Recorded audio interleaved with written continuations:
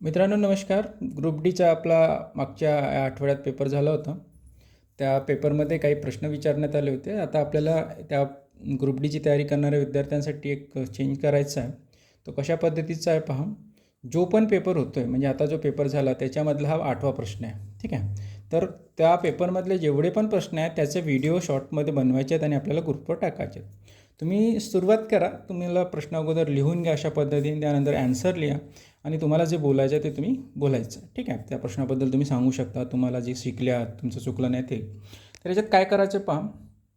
एकदा ट्रायल करून दाखवतो तुम्हाला. ए आणि बी किती दिवसात काम पूर्ण करतात? 12 दिवसात. ए एकटा 20 दिवसात पूर्ण करतो आहे. बी प्रतिदिन म्हणजे अर्धा दिवस काम करतो आहे आणि ए आणि बी एकसाथ मिळून किती दिवसात पूर्ण करतील असा प्रश्न आहे. तर ए और बी, ए आणि बी मिळून 12 दिवसात करतात, ए एकटा 20 दिवसात करतात. आपण बीची कॅपॅसिटी इझिली काढू शकतो.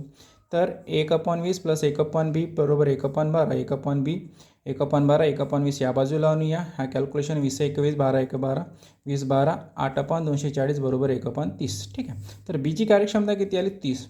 ह्या प्रश्नात मोठं प्रॉब्लेम होते. आपण नॉर्मली प्रश्न सोडवू शकतो, पण ह्या प्रश्नात काय आहे? बी प्रतिदिन केवळ आधे दिन तक कार्य करतात. म्हणजे ही जे 30ची कार्यक्षमता आहे ही 60ची झाली. लक्षात घ्या. 30ची आहे ते 60ची झाली आधे दिन तक. जर 1/3 दिवस असता तर हे जे दिवस आहेत ते तिप्पट झाले असते. 1/4 जर करता तर हे जे दिवस आहेत ते 4 पट झाले असते.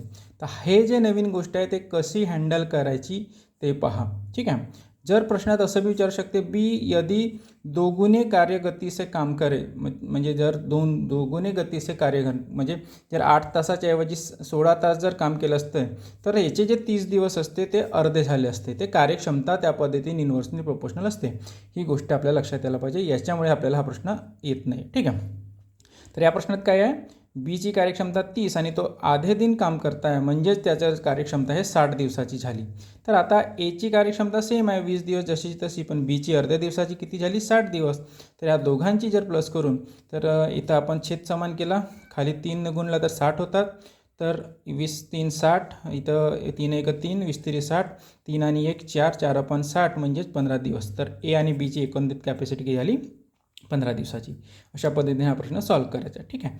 अशा पद्धतीने व्हिडिओ तयार करायचे. ग्रुप डीचे जेवढे बी सिन्सिअर स्टुडंट आहात ज्यांना रिझल्ट पाहिजे आहे त्यांनी प्रत्येक प्रश्न, आता मी गणिताचा प्रश्न सांगितला आहे, मी ट्राय करेन जीकेचा प्रश्न, सायन्सचा प्रश्न, रिजनिंगचा प्रश्न कशा पद्धतीने पाठवायचे ते पण, आणि बाकी याच्यानंतर प्रत्येकाला तुम्हाला हे व्हिडिओ अशा पद्धतीने तयार करायचे आहेत आणि ग्रुपवर पाठवायचे आहेत.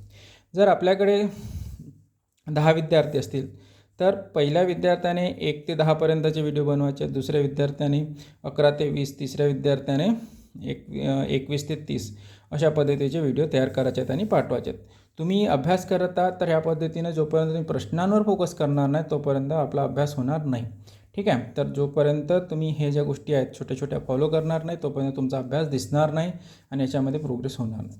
हां, जर एखादा प्रश्न तुम्हाला नाही येत आहे तर तो प्रश्न कमेंट करा, सर व्हिडिओ तुम्ही याचा तयार करा, मी तो करेन. ठीक आहे, चालेल. तर अशा पद्धतीनं तुम्हाला ह्या सगळ्या प्रश्नांची तयारी करायची. ओके.